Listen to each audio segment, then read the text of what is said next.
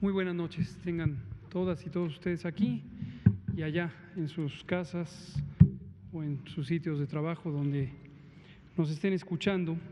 Son las 19 horas del jueves 16 de julio de 2020 y vamos a iniciar la conferencia de prensa diaria sobre COVID-19, la epidemia, la pandemia causada por el nuevo coronavirus SARS-CoV-2, desde aquí, desde Palacio Nacional de México, en la Ciudad de México.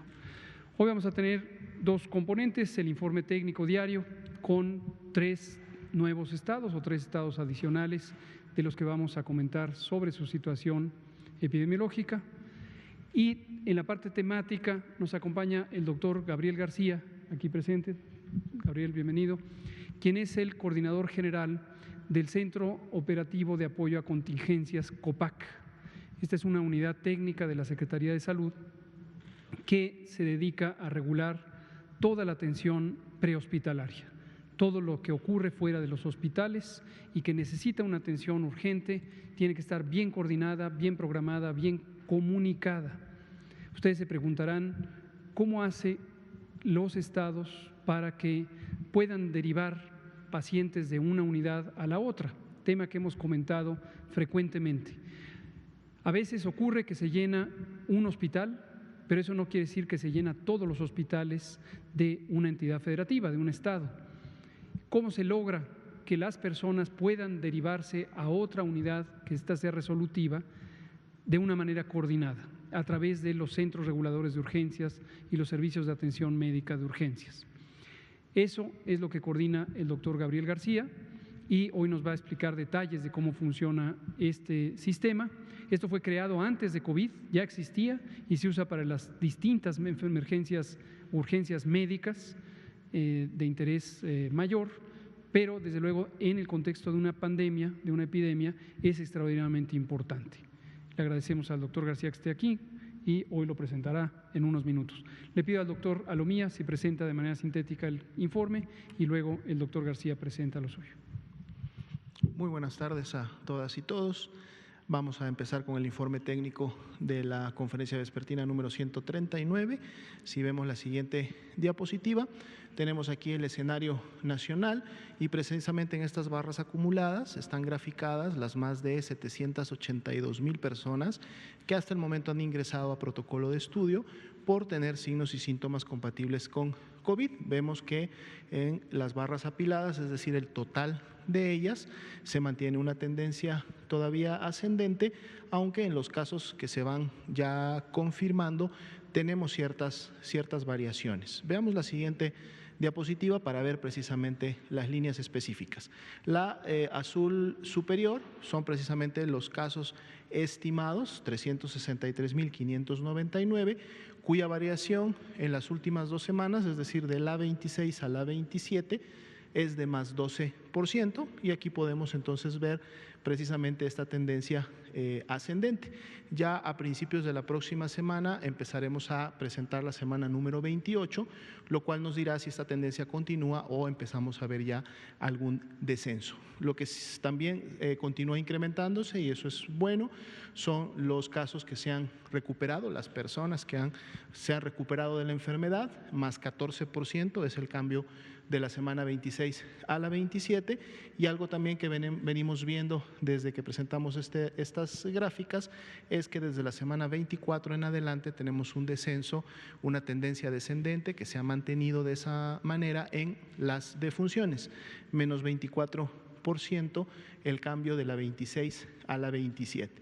Si bien es cierto hay esa cantidad de casos estimados, los que representan realmente la epidemia activa en México son solo el 13%. De hecho, tuvimos una disminución porcentual. Teníamos varios días con el 14%, ahora empezamos o tenemos una disminución de un punto porcentual y ahora es el 13% y son 48.857 las personas que han iniciado con signos y síntomas de la enfermedad en los últimos 14 días. Y esto también es un buen indicador. Veamos la siguiente diapositiva. Tenemos la ocupación hospitalaria de camas CIRAG general, el 46% de ellas están ocupadas, pero este otro 54% representa 16.241 camas todavía disponibles. Podemos ver nuevamente al estado de Tabasco, que se empieza a acercar a un nivel peligroso, digamos, de ocupación. Se sigue trabajando, al igual que con Nuevo León, con Nayarit, que son los que han tenido más de 30% o menos, perdón, de 30% de disponibilidad, lo cual es este nivel de seguridad que siempre se debe de mantener, y vamos a ver los resultados de estos trabajos también en los próximos días. Luego, todas las demás entidades están por debajo del 70% de su ocupación. Veamos la siguiente diapositiva, son las camas CIRAG con ventilador. El 38% de estas 10.097 que se habilitaron están ocupadas, pero entonces la gran mayoría, 6.267, están disponibles e inclusive lo están en los estados de Nuevo León, Tabasco y Baja California, que son los que tendrían la mayor ocupación de este tipo de camas. Veamos la siguiente diapositiva. Vamos a entrar al grupo de 3 estados que vamos a revisar el día de hoy. El primero de ellos es el estado de Guerrero. Veamos también aquí sus casos, todos los casos que en su momento se han identificado como sospechosos. Aquí vemos una clara elevación en la presentación de los mismos en la semana 26 y 27. De la semana 22 a la 25 prácticamente había alcanzado una meseta, sin embargo en la 26 y en la 27 esto se incrementa y se incrementan también los casos confirmados. Veamos en la siguiente diapositiva precisamente cómo están las tendencias de estos grupos. La primera línea, la azul, son los casos estimados. Vean cómo aquí se grafica claramente esta meseta que habían alcanzado de la semana 22 a la 25, pero ya en la semana 26 hay un incremento importante, una aceleración en la transmisión que se ve claramente en la curva, que todavía continúa en la semana 27, aunque disminuyó la velocidad, ya la pendiente es menor, el ángulo de la pendiente es menor, pero aún así es un más 7% lo que se está incrementando para este estado. Veamos también los casos recuperados, se han mantenido en una meseta sin crecer, inclusive la diferencia de las últimas 2 semanas es de un menos 3%. Lo bueno es que las defunciones a partir de la semana 23 presentan sí una tendencia descendente, siendo la medición de las últimas 2 semanas de menos 55%. 12% es lo que representan los casos activos estimados en Guerrero. Veamos ahora en la siguiente gráfica cuáles son los municipios en Guerrero que están contribuyendo a este incremento y a esta aceleración en la cantidad de casos que hemos visto en las últimas semanas. Definitivamente, Chilpancingo y Acapulco son los 2 municipios que podemos ver han contribuido en cantidad de casos. Recordemos que aquí están precisamente por tasa de incidencia acumulada por 100,000 habitantes.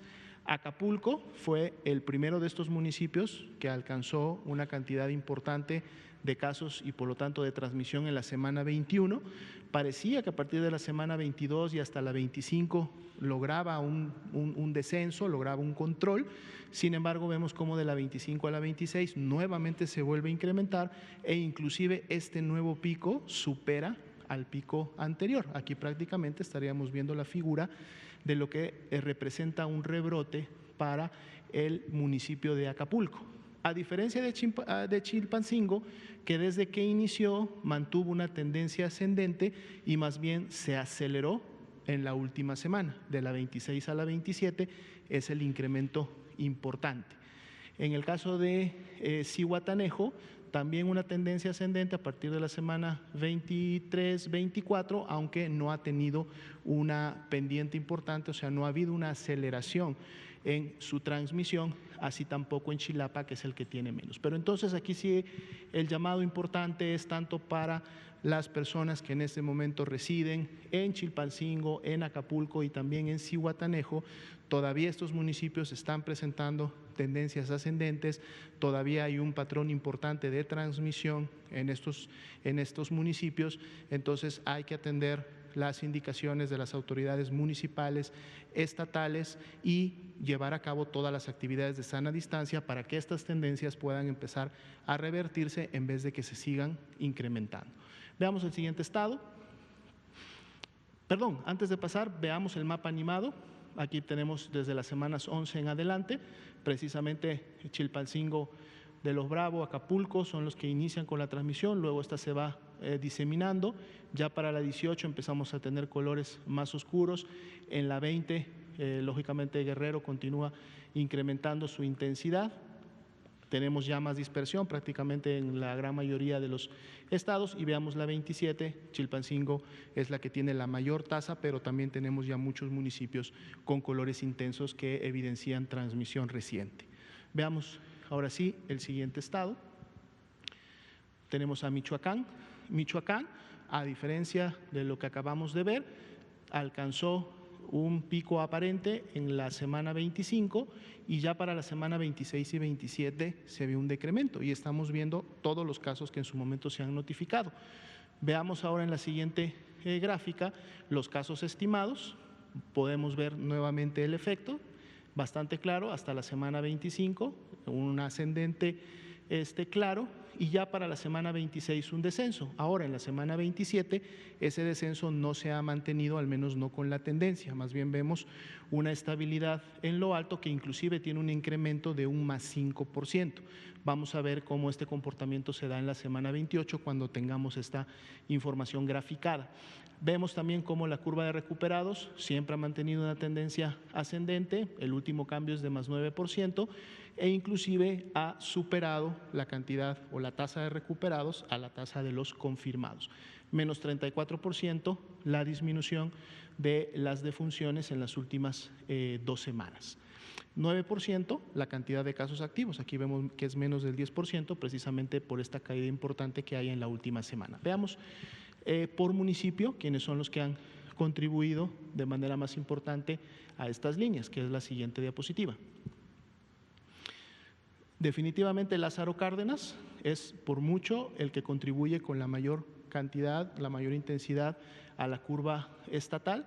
Veamos cómo este municipio llegó en la semana 20-21 a un pico aparente, se mantuvo en ese pico prácticamente hasta la 23 y ya para la 24 es cuando empieza una clara tendencia descendente que al menos se ha mantenido y de manera importante hasta la semana 27. Los otros 3 municipios, Uruapan, Zitácuaro y Morelia, con menor transmisión, inclusive también con tendencias a la baja en las últimas semanas, por lo que todos estos contribuyen a esta disminución que vemos en el estado de Michoacán.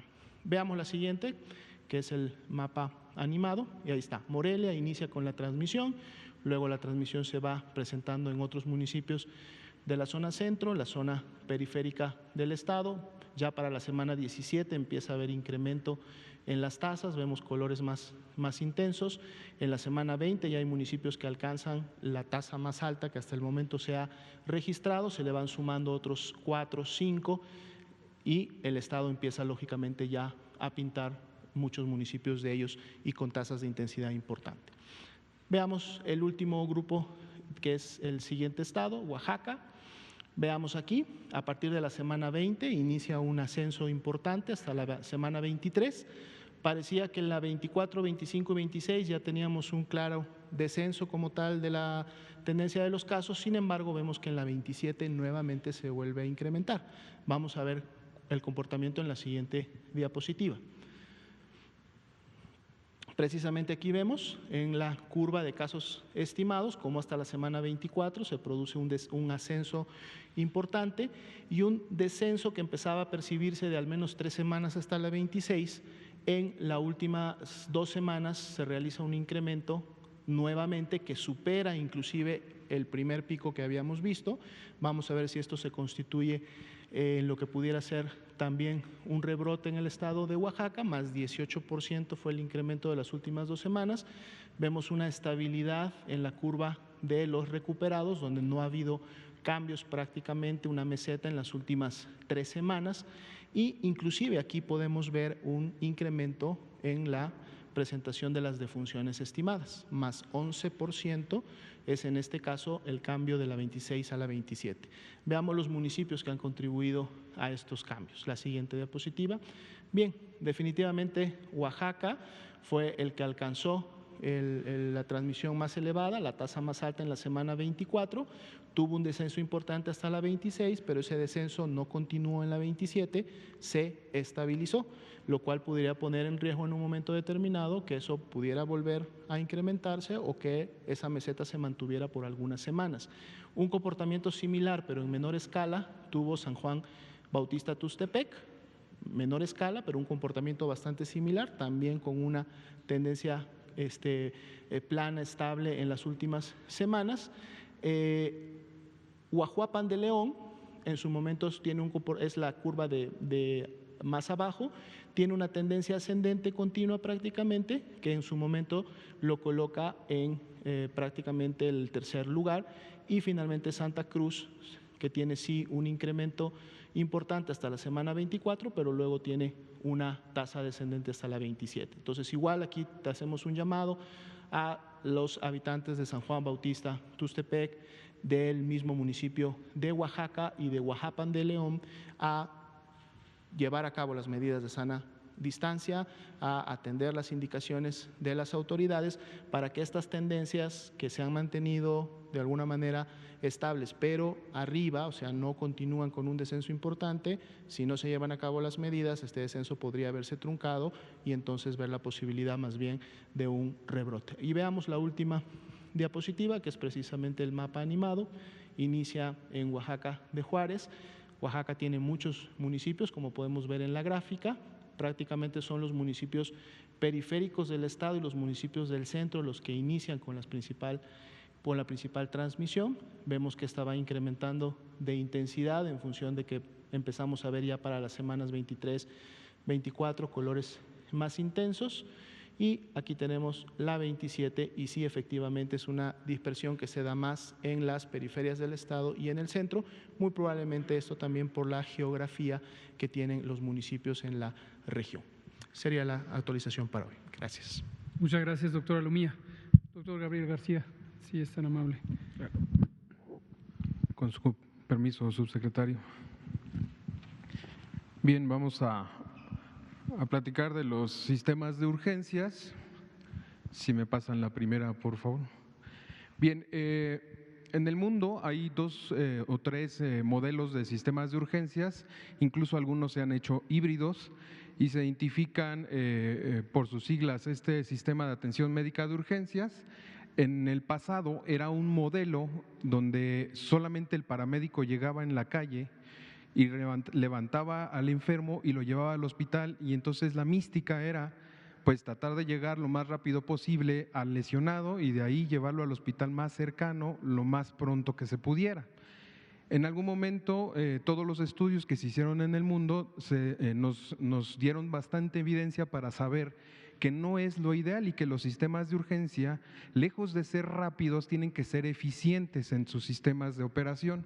Es decir, hemos cambiado de un modelo de cargar y llevar al paciente a un hospital más cercano a un modelo estabilizador donde nosotros llegamos al lugar de la escena y en el lugar de la escena el técnico en urgencias médicas o el médico o el paramédico, como se le ha llamado, estabiliza al paciente y le proporciona un transporte seguro al hospital más adecuado, no al hospital más cercano, no al hospital que esté a la mano cruzando la calle, sino al hospital más adecuado, tomando en cuenta sobre todo sus lesiones que pudiera tener o que pudiera poner en riesgo su vida, es decir, sus características clínicas.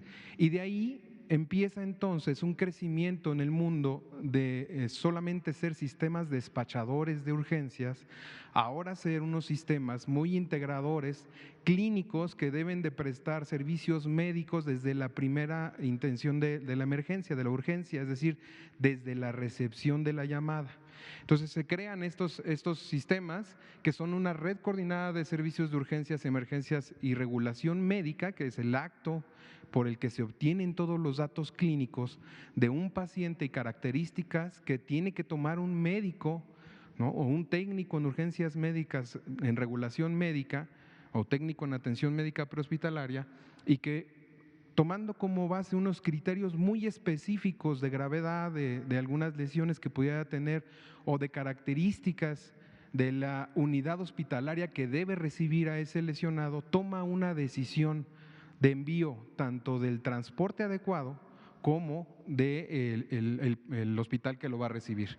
Y entonces es un sistema que coordina y regula la atención médica mediante sistemas de comunicación, radiocomunicación, que son atendidos por médicos en su gran mayoría. Los sistemas de atención médicos de urgencias deben de tener médicos en el terreno, es decir, no solamente un técnico, sino un médico, y en el caso de que no se pudiera tener el médico en el terreno, el médico a distancia, es decir, haciendo estas acciones de coordinación vía remota con el radiocomunicador, o ahora ya con los nuevos aparatos tecnológicos que tenemos que nos permiten interactuar a distancia a pesar de las condiciones geográficas, y tener esta coordinación para poder dar instrucciones muy precisas al técnico en urgencias que está atendiendo.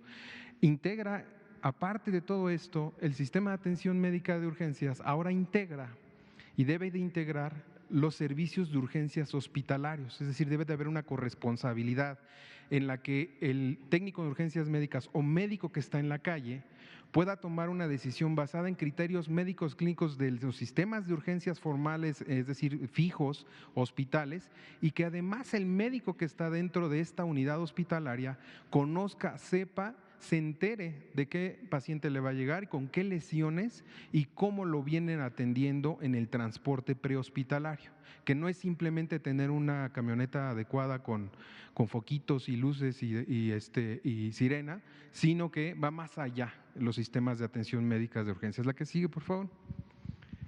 Entonces, el SAMU, pues ustedes pueden ver, es un sistema que deriva del modelo francés y que tiene por cabeza el Centro Regulador de Urgencias Médicas, que son los famosos CRUM, el Centro Regulador de Urgencias Médicas, que al rato vamos a ver, en la que siga vamos a ver cómo se conforma, pero ustedes pueden ver que tiene una gran cantidad de áreas, de departamentos, es decir, no solamente es la prestación del servicio, sino también son sistemas que coordinan, son sistemas que tienen incluso áreas de investigación, de capacitación, y que intervienen, lo más importante, intervienen como autoridad sanitaria en incidentes de saldo masivo de víctimas o en desastres, ¿no?, en emergencias mayores o desastres. La que sigue, por favor. Estos sistemas pues ya tienen muchos años que han ido avanzando en el mundo, ¿no?, por más de 20 años. En México tenemos algunos que tienen esas características en las entidades federativas, y ha sido un gran esfuerzo por parte de las entidades federativas, así como de la Federación, de integrar a un sistema global, general en México. Y entonces vemos que el centro regulador, que como les comentaba, es el cerebrito del sistema de atención médica de urgencias. Este órgano es la instancia técnica médico-administrativa que toma la decisión, que es responsabilidad de Secretaría de Salud y que establece la secuencia de actividades que les comentaba. La secuencia de actividades que se da desde la toma de la llamada hasta el establecimiento de la atención prehospitalaria y el destino de este paciente al hospital más adecuado. Entonces, desde el sitio del evento crítico hasta la recepción, y debe de operar las 24 horas y los 365 días del año. O sea, no podemos darles el lujo de tener un día inhábil. O sea, estos sistemas deben de operar todos los días. Y tiene 3 elementos específicos que debe de contar, que eso es una estructura física. O sea, debemos tener una oficina donde tengamos los teléfonos, donde tengamos la vista de qué tenemos, es decir, la oferta de los servicios para poder cruzar la demanda, que sería los pacientes. Y entonces los médicos, los técnicos reguladores o despachadores, y el sistema de información y comunicación, que debe de ser redundante y debe de ser muy seguro. ¿no? Entonces, eso es algo que está normado en la norma oficial 034 CSA 3 del 2013 y que está próxima a salir ya su actualización porque se actualizó en el año pasado y está en los procesos de revisión, que es la norma que regula los servicios de salud en atención médica prehospitalaria. La que sigue, por favor.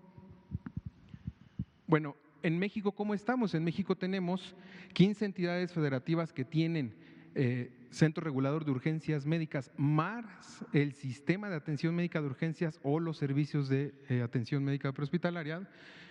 11 entidades que solamente tienen al Centro Regulador de Urgencias Médicas y 7 entidades que no tienen Centro Regulador de Urgencias Médicas, pero que sí tienen hoy día un enlace que nos reporta y un enlace que es el responsable de la implementación del modelo prehospitalario. Es decir, el que le estamos dando seguimiento y apoyo para que establezca en su entidad federativa el Centro Regulador de Urgencias Médicas y a su vez crezca a tener un sistema de atención médica prehospitalaria o un SAMU. Bien, ahora, el Centro Regulador de Urgencias Médicas puede coordinar a otros prestadores de atención médica prehospitalaria, o sea, no tienen que ser suyas todas las ambulancias, porque no daría el recurso financiero suficiente para poder tener ambulancias solo de una dependencia. Entonces, el centro regulador integra a todos los prestadores de servicios prehospitalarios. En México tenemos más de 100 años de historia con Cruz Roja. Y Cruz Roja forma parte integral de este sistema de atención médica de urgencias. Se coordina a través de los centros reguladores de urgencias médicas, así como en el caso de la Ciudad de México, el Escuadrón de Rescate y Urgencias Médicas, el ERUM, que todos ustedes conocen, y algunos grupos voluntarios que están de alguna forma bien alineados a la estrategia, ¿no? Entonces, en las diferentes entidades federativas, el centro regulador literalmente es el cerebro que coordina todos los prestadores de atención médica prehospitalaria públicos o privados. La que sigue, por favor. Solamente nos faltan 6 entidades federativas entonces que tengan su centro regulador. Y bueno, este es el proceso por el que se recibe la llamada y vale la pena que toda la gente lo conozca y sepa cómo es el proceso que se le atiende, con el cual se le atiende una emergencia, una urgencia. Se recibe la llamada a través del sistema 911, a través de los centros de atención de llamadas de urgencias, que es una entidad, es una dependencia del sistema de seguridad hoy en día, de la Secretaría de Seguridad, en donde se hace el discernimiento qué tipo de emergencia es, si es emergencia policial, si es una emergencia civil, si es una emergencia, es decir, de protección civil, o si es una emergencia médica. En el caso de que la llamada entre al 911 y sea una emergencia médica, en automático el despachador lo único que hace es tomar datos básicos y decir, permítame un segundo, lo transfiero al centro regulador. En las entidades federativas que cuenten con centro regulador, por supuesto. Entonces el centro regulador toma la llamada y a través de su personal técnico calificado, ya sea técnico de urgencias médicas, TARM o TUM o como le quieran llamar, que es paramédico, o el médico regulador toma la llamada y entonces empieza el proceso de atención médica. Puede ser incluso solamente un tema de una urgencia sentida que no sea real, que a través de un interrogatorio y de alguna asesoría médica a distancia pueda resolver si no sea necesario enviar una ambulancia, o si se requiere y identifica el médico que solamente necesita enviar una ambulancia de primer contacto que no tenga que trasladarlo. Ahora existen en muchas entidades las motocicletas y en algunas otras entidades pequeñas tienen hasta bicicletas para poder dar este servicio. Despacho, entonces es el despacho primario que se va al centro regulador de urgencias médicas de las entidades federativas, y en el caso de COVID específico se creó en la Federación, en la Secretaría de Salud Federal, el Centro Regulador de Urgencias Médicas Federal. No existía. Esa entidad que coordina a todos los centros reguladores no existía en este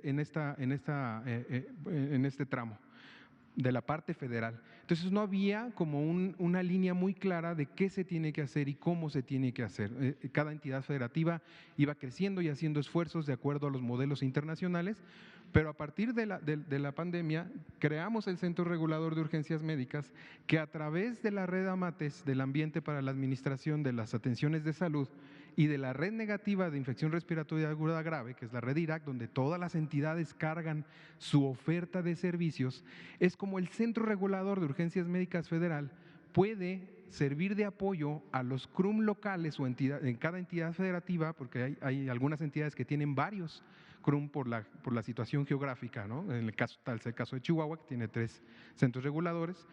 Finalmente, puede cruzar esta oferta de servicios, es decir, el número de camas para pacientes agudos respiratorios graves, y la demanda. Todos los pacientes que hay que se tienen que trasladar de una unidad A a una unidad B, ya sea por mayor capacidad de resolución o por saturación de una de las unidades. Entonces, al final, esto es lo que creamos, esta parte regulatoria en donde nosotros podemos visualizar qué hay en el país disponible en camas, sobre todo de cuidados intensivos y en camas para infecciones respiratorias agudas, y qué demanda existe, y podemos darle un lugar, de alguna forma, tratar de buscar el lugar más adecuado para el paciente que se requiera. Y el despacho secundario es el que hace el centro regulador.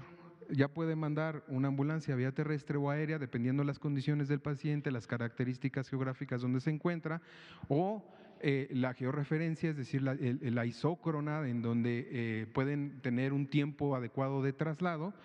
Y una vez, este flujo es bidireccional en todos sentidos, desde cualquier instancia debe ser bidireccional, es decir, desde que yo llamo y cuando yo despacho la ambulancia, el CRUM le tiene que avisar al 911, yo ya despaché la ambulancia.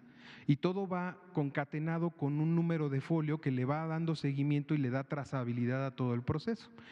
Entonces, finalmente, el despacho secundario, es decir, llega la ambulancia y la ambulancia toma datos clínicos, hace lo que tenga que hacer, estabiliza y le regresa los datos al CRUM. El CRUM decide con estos datos clínicos, con los médicos reguladores, con los técnicos en regulación médica, a dónde se va el paciente de acuerdo a su oferta de servicios. Y entonces ya lo manda, ¿no? Entonces, en el caso de una urgencia regular no COVID, si es un paciente con un traumatismo craneoencefálico, con un golpe en la cabeza que requiere una atención y que requiere una tomografía, pues tendremos que buscar un hospital que tenga un tomógrafo que esté funcional, pero que además de que esté funcional, tenga al especialista que le va a evaluar.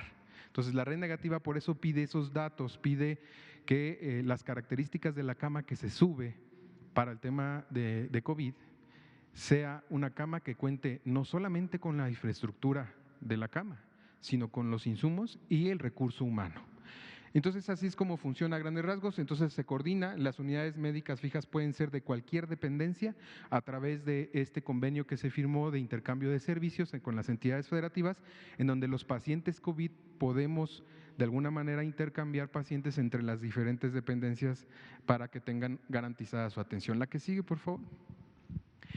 Finalmente, este es el esquema de este convenio en donde nosotros decimos que en la regulación primaria, es decir, de los centros de atención telefónica de las entidades federativas, porque hubo grandes esfuerzos al inicio de esta pandemia, en donde muchas entidades pusieron centros de atención telefónica, y desde la federación nosotros nos dimos a la tarea de sacar unos lineamientos que se revisaron por todo el sector y que además los revisó también el sistema 911, ¿no? Los centros de atención de llamadas de emergencia.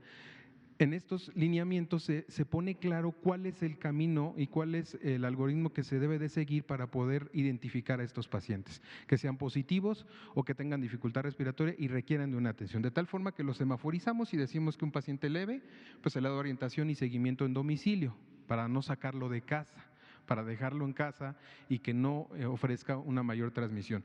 El paciente leve con factores de riesgo lo enviamos a una unidad ambulatoria que lo pueda evaluar, que le haga el triage, y si tiene factores que le propicien una característica clínica que le pueda ofrecer un riesgo de agravar, se regula y se envía a una unidad hospitalaria.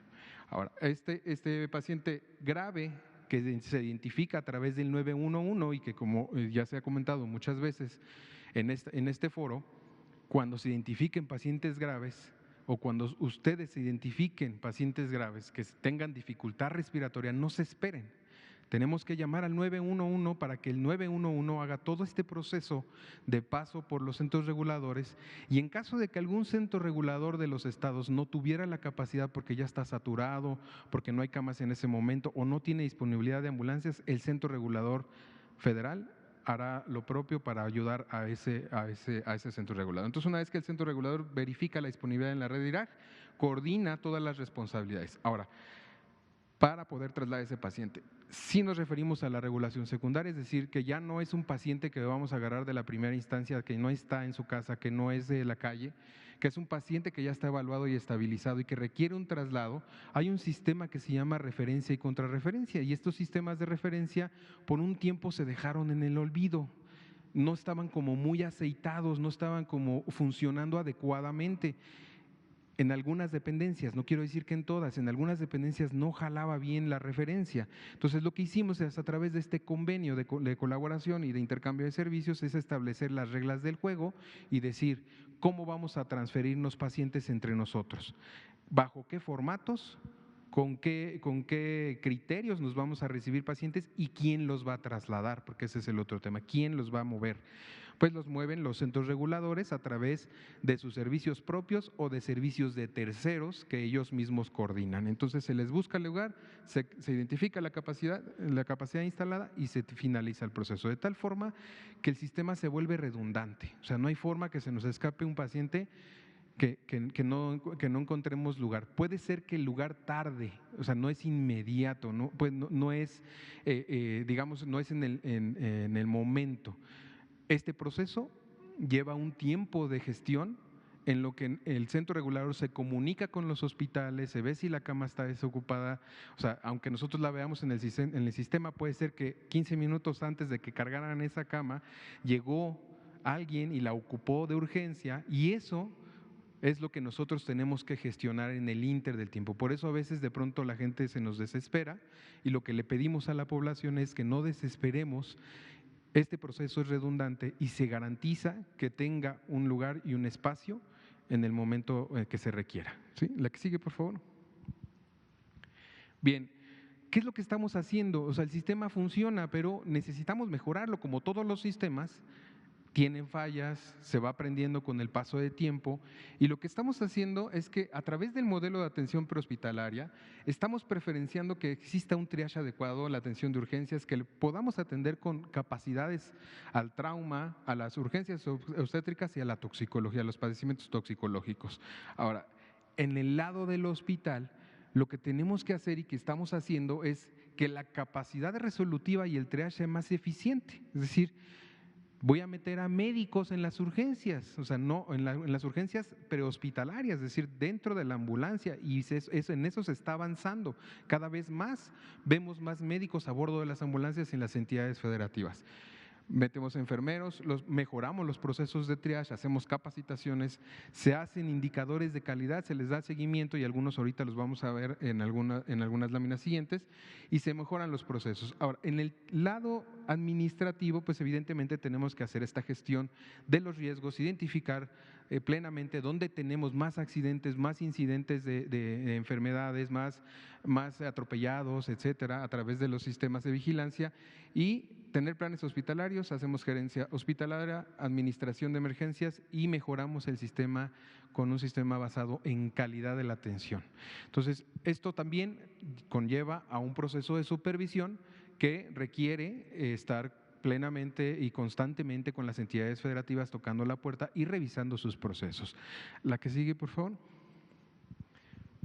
Bien, entonces, esto es lo que llevamos el CRUM federal, solamente el CRUM federal desde su creación, llevamos casi 496 regulaciones. La que sigue, por favor. Me voy a ir un poquito más rápido. La que sigue, por favor. Por origen, ustedes pueden ver que Sedena fue un gran aliado al inicio de esta pandemia, y Sedena nos ha referido 454 pacientes para regulación dentro del área metropolitana y de algunas otras entidades como Oaxaca, Chiapas, que son entidades federativas que hoy por hoy todavía no tienen bien casado el proceso de la regulación y que no han iniciado bien con la regulación. La que sigue, por favor.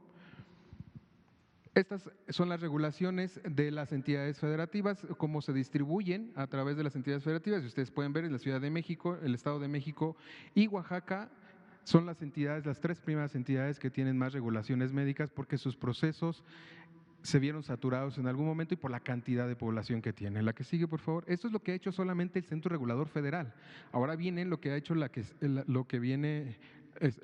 que han hecho los centros reguladores de todo el país, los que existen. Llevamos 12.742 regulaciones médicas, de las cuales 17% son pacientes leves, 61 moderado y 22 graves. Si ustedes ven alguna entidad federativa faltante, no es porque no haya hecho regulaciones, simple y sencillamente es porque estos pacientes no son COVID, no han entrado a la estadística de COVID. Todos estos pacientes son traslados COVID y en algunos casos, algunas entidades federativas no tienen esta regulación e intercambio de servicios porque son tan pequeñas que sus servicios son muy suficientes. La que sigue, por favor. Y ven, solo para concluir estas dos últimas láminas, también estamos trabajando en el fortalecimiento de la atención médica, que es un programa que existe del gobierno federal que lleva atención itinerante a la salud a la población, a las poblaciones alejadas de los servicios, y estamos trabajando desde la pandemia, que inició la pandemia, con 341 unidades médicas móviles que se han distribuido en todas las entidades federativas, en las localidades más marginadas, en esta población que está muy alejada de los servicios y que a través de vehículos con capacidades específicas, y ustedes pueden ver en la imagen del extremo derecho y en la del extremo inferior izquierdo, que son vehículos diferentes. Uno de ellos solamente es el transporte del personal con el equipamiento médico y la otra lleva la infraestructura, es decir, lleva el consultorio médico y consultorio odontológico para ofrecer la atención primaria a la salud y atención de emergencias, sobre todo emergencias básicas. Se han instalado 3 hospitales móviles, 2 de ellos en Guerrero. Uno de ellos se está instalando justo en este momento en el gobierno de Coahuila con la colaboración de la Dirección General de Protección Civil, y 14 vehículos de logística se han destinado para estas tareas de reforzamiento en los municipios y entidades federativas que se han visto afectadas por la pandemia, que sus capacidades han sido rebasadas. La que sigue, por favor. Finalmente, comentarles, este programa en el fortalecimiento de la atención médica ha hecho 41.455 consultas médicas y 92.717 acciones de promoción o prevención, de las cuales 72.000 van dirigidas al individuo y más de 20.000 a la comunidad. Entonces, interactuamos a través de este programa no solo con el individuo, sino con la comunidad. La que sigue, por favor, y por último sería la última, solo comunicarles que el esfuerzo colaborativo interinstitucional siempre rinde frutos muy favorables, y muestra de ello es la colaboración que se ha tenido con las diferentes dependencias de la atención de urgencias en México. Muchas gracias. Es cuanto.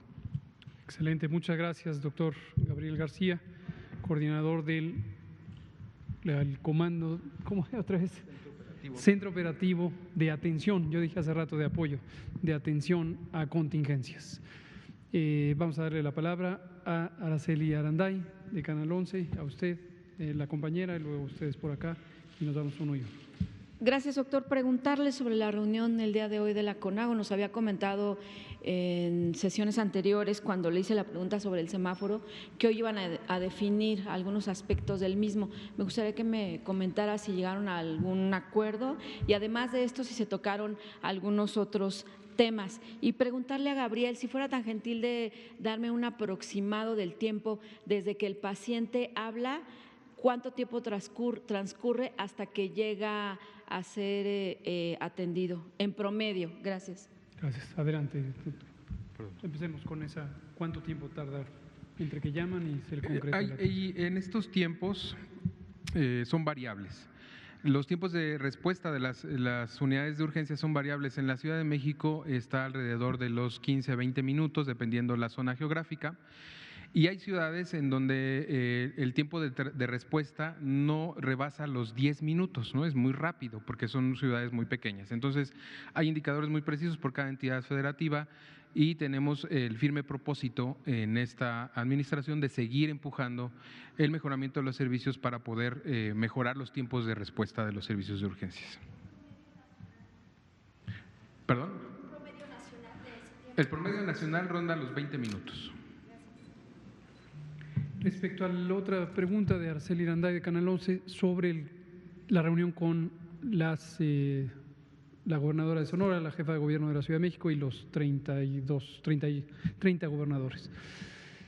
Fue productiva, como lo es todas las reuniones que hemos tenido. Nos reunimos casi todas las semanas y tenemos un diálogo muy fluido de distintos temas. En esta ocasión, nuevamente, la secretaria Graciela Márquez Colín, la doctora Graciela Márquez Colín, secretaria de Economía, habló sobre los avances que se han presentado respecto a el TEMEC y el tema de comercio.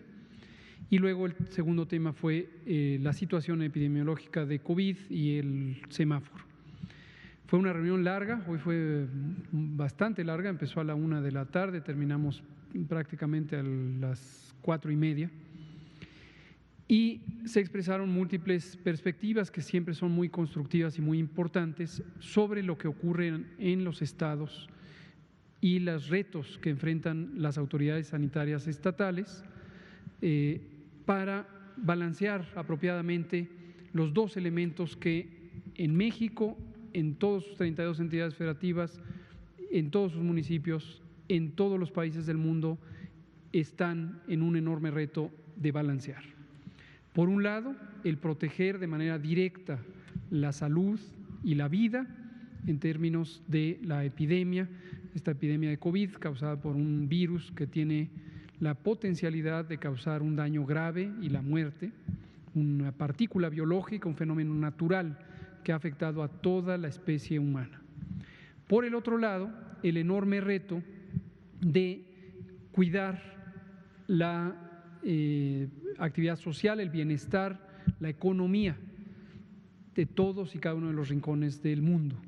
Estos dos elementos no son fáciles de reconciliar porque las intervenciones necesarias para disminuir la velocidad de los contagios y por lo tanto disminuir los casos de enfermedad y las muertes necesitan que las personas tengan una restricción de su movilidad en el espacio público. Y consecuentemente eso afecta la posibilidad de que continúen en operación distintos establecimientos industriales, comerciales, de servicios, etcétera, etcétera. Retomo esto que hemos dicho en innumerables ocasiones para que siempre tengamos todas y todos claro lo complejo que es el manejo de una epidemia. Y es natural que esperar que aquellas personas que no tienen preocupaciones en términos económicos enfoquen su atención exclusivamente en el aspecto directo de la protección de las personas para que no se contagien de COVID. Nos parece natural, entendible, legítimo, pero esa es solo una parte de la historia. La otra parte es la protección del bienestar y de la economía. Y hemos dicho también múltiples veces, hace tiempo que no lo recordábamos, pero espero que toda la población lo tenga presente, la mitad de la población de México vive al día, tiene una necesidad imperiosa de salir de sus domicilios para poder conseguir el sustento diario, el pago por un servicio, la venta de un producto o el funcionamiento de un establecimiento comercial que le permite llevar el sustento a su casa. Entonces, parte de la innecesaria confrontación de ideas que se ha presentado en la sociedad mexicana tiene que ver con cómo vive cada quien la realidad de la epidemia de acuerdo a qué capacidades tiene. Hay gente que tiene mucho dinero, muy pocas personas, por cierto, tienen mucho dinero en México y tienen ahorro y tienen una red de apoyo. No les preocupa que se abran ya los establecimientos. Pero, insisto, la mitad de las personas no viven eso. Regresando a la reunión con los gobernadores, parte de esta perspectiva se expresó, no de manera explícita como lo estoy haciendo, pero en torno a la mecánica del semáforo y los criterios y metodología del semáforo. Reiteramos, lo hemos dicho aquí, lo hemos dicho en las reuniones con los gobernadores, está fundamentado en la ley. El semáforo es un instrumento técnico. El semáforo no es un instrumento de negociación con la sociedad para identificar de qué manera se puede encontrar la mayor cantidad de apoyos a una situación en particular, un color del semáforo. No está sujeto, ni estará sujeto jamás. Es un instrumento técnico que nos permite identificar de una manera sistemática, estimar el riesgo de que exista propagación, de que exista persistencia de la epidemia o incluso de que existan rebrotes. como ya lo hemos visto en algunos ejemplos concretos, lo acabamos de ver en el caso del estado de Guerrero, pero ha ocurrido en otros estados, en la medida en que empiece el desconfinamiento, puede rebrotar la epidemia. Eso no es un error de parte de la autoridad sanitaria estatal, no es ningún error, pero es parte de la realidad. Lo que se requiere es tomar decisiones ágiles para revertir el efecto y buscar una reestabilización del fenómeno epidémico local. Entonces, después de esta larga conversación, resolvimos lo que hay que resolver, que es, desde luego, que continúa el proceso del semáforo como un instrumento de evaluación de riesgo y un instrumento de comunicación de riesgos. Un tema particular fue sobre la periodicidad. Hubo cierta confusión, me parece, no en la reunión, sino en la opinión pública, errores de interpretación, los quisiera retomar. Uno, se tuvo la idea de que se había suspendido el semáforo. Falso. Lo aclaramos aquí una y otra vez. No se ha suspendido el semáforo, este ha seguido todo momento. Dos, lo único que se detuvo fue la actualización del semáforo para la semana 29, que es la semana que está transcurriendo en este momento. Pero no desaparece la calificación del semáforo. Se quedó estacionada en la evaluación de una semana atrás, porque naturalmente es la evaluación que en ese momento presenta los indicadores de mayor precaución. Algunas entidades federativas continuaron descendiendo su epidemia y podrían haber pasado a otros colores del semáforo, pero estuvo suspendido para tener el máximo criterio de precaución. Y tercero, sobre la periodicidad, también hubo una confusión de si la motivación para no haberlo publicado la semana pasada era un posible acuerdo de que ocurra quincenalmente. No es así.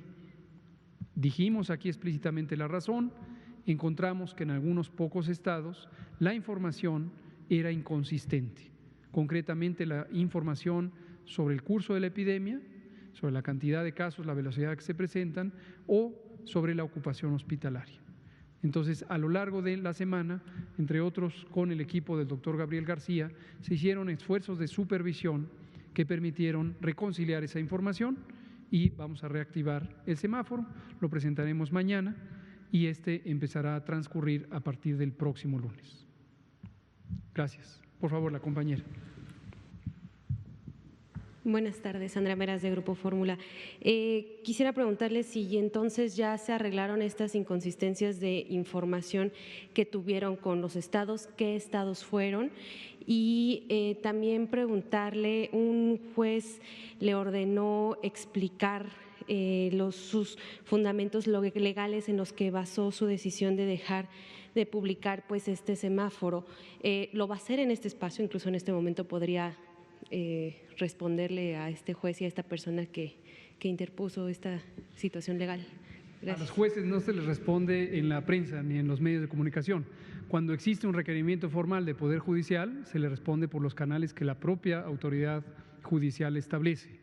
Hasta el momento no tengo conocimiento que en la oficialidad de partes o cualquier otro mecanismo oficial de comunicación de la Secretaría de Salud o la subsecretaría que está a mi cargo se haya recibido este tipo de cosas. Sin embargo, efectivamente, esta tarde vi una noticia que decía lo que usted acaba de relatar. En el momento en que tengamos el conocimiento específico de cuál es la inquietud del ciudadano que ha presentado esta inconformidad y la resolución del señor juez, pues responderemos conforme sea apropiado.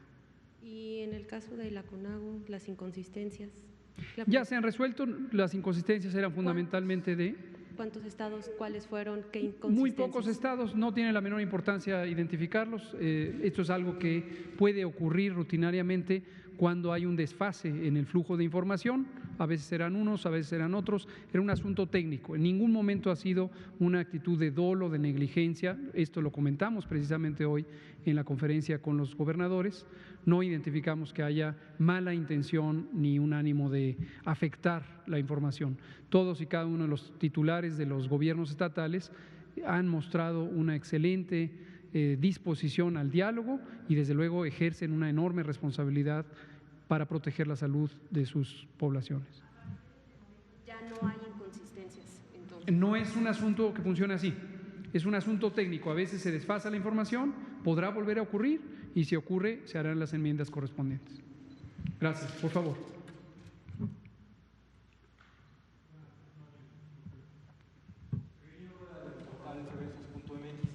Sobre corresponsabilidades, que hablaba la semana pasada, comorbilidades, específicamente diabetes, que es la tercera comorbilidad en México, asociada a la decesos por COVID, y los comparativos que se están haciendo, ¿no? en medios.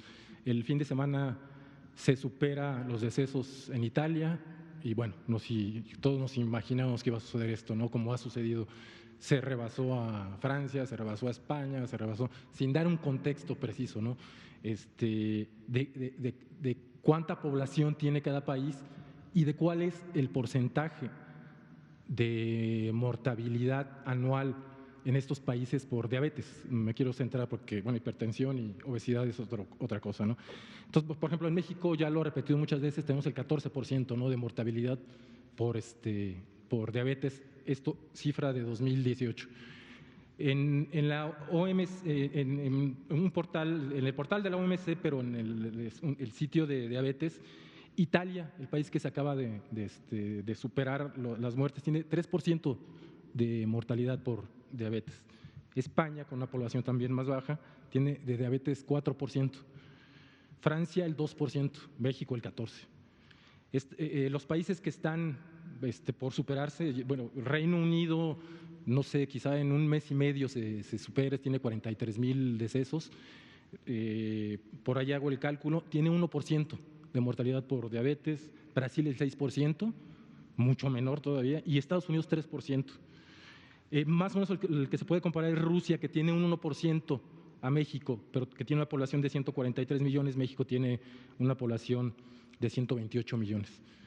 ¿Qué le dicen estas cifras y qué le dice esta falta de corresponsabilidad que sigue dándose a lo largo de esta semana? Lo llamó el fin de semana, hizo el llamado, viernes, sábado y domingo, no se ve en los medios, algunos medios, pues yo lo veo como un intento de descarrilar o de señalar un supuesto fracaso de la estrategia del gobierno federal, ¿no?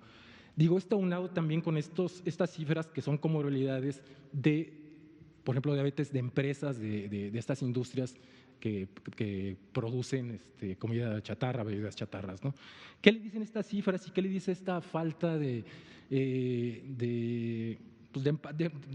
compromiso, de asumir costos? Sí. Esta semana, nada más, hubo un hashtag muy agresivo. Nos queda un minuto. Sí, muy agresivo este fin de semana, no sé si lo vio, entonces también por ahí va. Sí, muchas gracias. Entiendo el sentido de la pregunta. La inquietud es cómo evaluar de manera apropiada las realidades sanitarias, las realidades epidemiológicas entre los países y tener un sentido técnico más claro sobre cómo se está presentando la epidemia de COVID en los países. En los medios de comunicación, algunos, desde luego no todos, ha sido persistente un mensaje, un discurso centrado en 2 o 3 ideas básicas con una interpretación errónea. Técnicamente aquí hemos invitado a que si existen dudas sobre cómo se debe interpretar la información, cuál es el conocimiento científico que está detrás, con todo gusto no solo se los volvemos a explicar, sino podríamos organizar un taller de capacitación. No pienso que sea dirigido a los reporteros y reporteras, la verdad es que tengo un gran respeto por el trabajo que hacen los reporteros. Me da la impresión de que a veces es los editores, que sé que son los responsables de los encabezados. Y a veces pienso que no es solamente desconocimiento, sino que efectivamente es un ánimo deliberado de no ver una de las realidades más escandalosas que nos revela esta pandemia de COVID. Esta mañana, por cierto, justo antes de la conferencia con los gobernadores, participé en un foro que organizó la Organización Mundial de la Salud, Organización Panamericana de la Salud, con el Instituto Nacional de Salud Pública, sobre medidas fiscales para el control de las enfermedades no transmisibles. Esta es una tendencia creciente en los distintos países el abordar de manera integral el gran problema de las enfermedades no transmisibles, son las enfermedades crónicas, diabetes, hipertensión, enfermedad pulmonar crónica, relacionada principalmente con el tabaquismo, etcétera. La obesidad, por supuesto, también. Y México, indiscutiblemente, la evidencia científica es clara, consistente y prolongada, ha sufrido una de las mayores epidemias graves de este tipo de enfermedades. Y las causas fundamentales están en los estilos de vida. Pero cuando se habla de estilos de vida hay que tener claro que no se trata de preferencias individuales, se trata del ambiente construido en cómo se organizan las ciudades, cómo existe un uso preferencial del automóvil porque no existen espacios públicos suficientes para la realización de actividad física, entre otros factores, y el mayor en importancia es la alimentación no saludable, que depende de la sobreoferta de productos industrializados de muy baja calidad nutricional, altísimo poder calórico. Para pronta referencia, lo que se le llama la comida chatarra, incluidas las bebidas azucaradas, que son verdaderamente generadoras de esta epidemia en una gran proporción. Entonces, este es el tema que nos muestra esta epidemia en el caso mexicano. México ha sido a veces el primer lugar o el segundo lugar en consumo de refrescos, también el primer y segundo lugares en la epidemia de obesidad, sobrepeso y diabetes, y hoy México es el país que sufre la mayor mortalidad en adultos jóvenes por COVID, porque COVID afecta a personas con este tipo de enfermedades. 81%, lo hemos presentado aquí cada semana, de las personas que fallecen por COVID tienen una de estas enfermedades crónicas que se las ha causado este modelo de alimentación que predomina en México desde hace más de 30 años. Entonces, ese es el tema. No me sorprendería que en esa intención de desviar el discurso, desviar la atención, algunos medios que atienden a ese tipo de intereses, pues prefieran centrarse en querer minar la opinión pública, pues la aceptación que tiene la respuesta que ha tenido el Gobierno de México. Muchas gracias. Se nos acabó el tiempo, desafortunadamente son las 20:01 y nos vemos mañana viernes. Mañana viernes transmitiremos desde Tuxtla Gutiérrez, Chiapas. Mañana voy a ir para allá y vamos a establecer el arranque de una iniciativa de acción comunitaria para COVID y lo vamos a hacer en viernes y sábado con el apoyo del gobernador Rutilio Escandón, de organizaciones sociales del Estado de Chiapas, también la secretaria María Luisa Albores de Bienestar y los subsecretarios de Agricultura y de Educación, entre otros.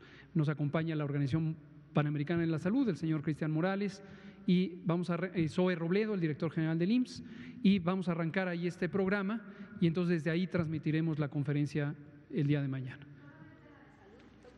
Solo la de salud, solo la de salud va a ser desde Chiapas, a las 7 horas, 19 horas, pero desde Tuxtla Gutiérrez, Chiapas. El domingo aquí nos vemos. No, y sábado también. Sí, hoy es jueves, mañana viernes en Chiapas, sábado aquí, domingo aquí y seguimos.